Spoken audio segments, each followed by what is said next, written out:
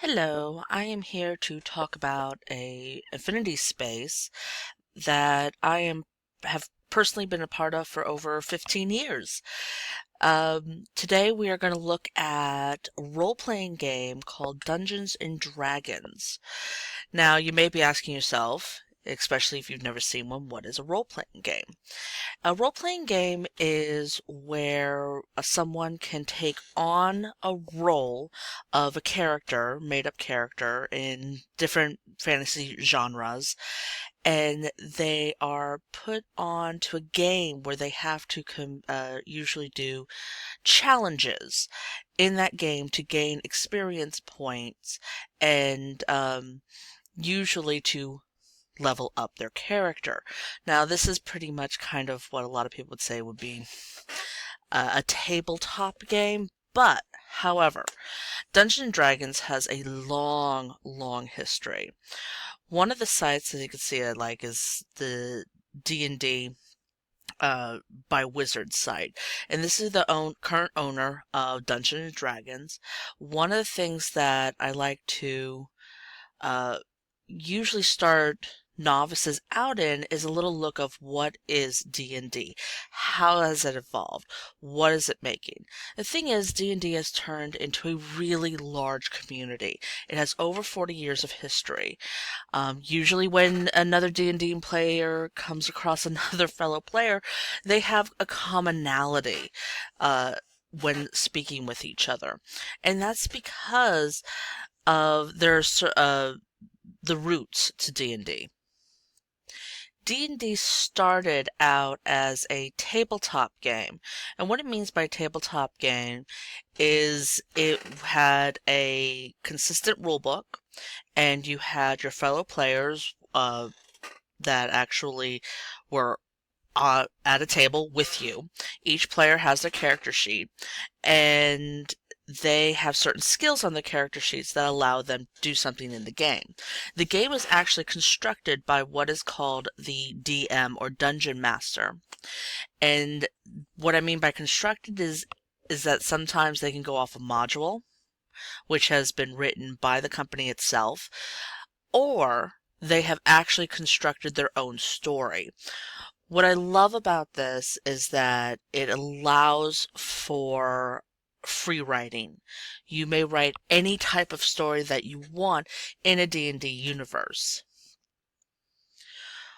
What's interesting is how D&D has actually gone into a mainstream. It has a long history behind it, starting with Gary Gygax in 1967, all the way back then.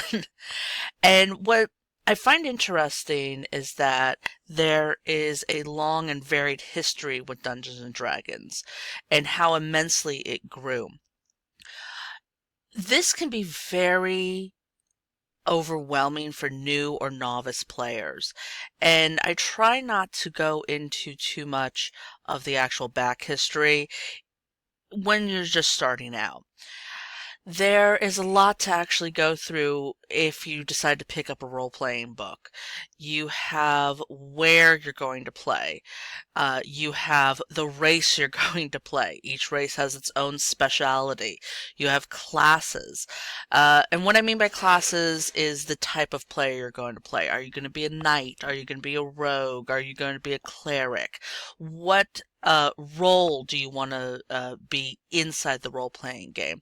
And then you have monsters.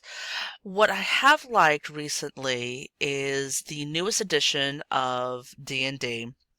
D&D has gone through 5 different editions. They're on the newest incarnation, their 5th edition. It is very open to novice players, and they've done a very good job at opening this affinity space to people who haven't necessarily wanted to play before.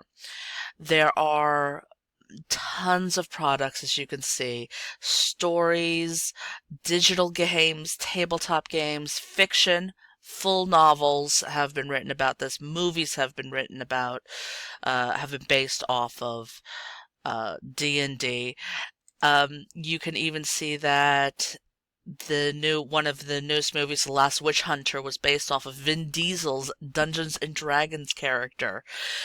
In fact, Vin Diesel has gotten very well known for being a one of the more famous players of Dungeons and Dragons. What I'd also like to look into is the community itself. There are various ways to actually join the D&D community. Some of it is simply going to your local bookshop or local gaming shop and picking up a few books of whatever role-playing you're interested in. But the community also has several different ways of getting together. You can stay connected through forums access. You can do Facebook, Twitter, Tumblr, Pinterest, YouTube. There's a bunch of ways to actually interact with each other, not just face to face. One of the newest ways has been a lot of people have been actually putting their games online in YouTube, which has been a kind of a fascinating look onto how other people have played this game, which you can comment back and forth. It's also a great way for novices to see how the game is played by those that are not novices. Another great way for gamers to kind of hook up and meet each other face to face is by actually going through a gamers guild. Gamers Guild, what they do is they actually plan meetups between fellow gamers who would like to play face to face in local groups. So there's a varying great amount of group.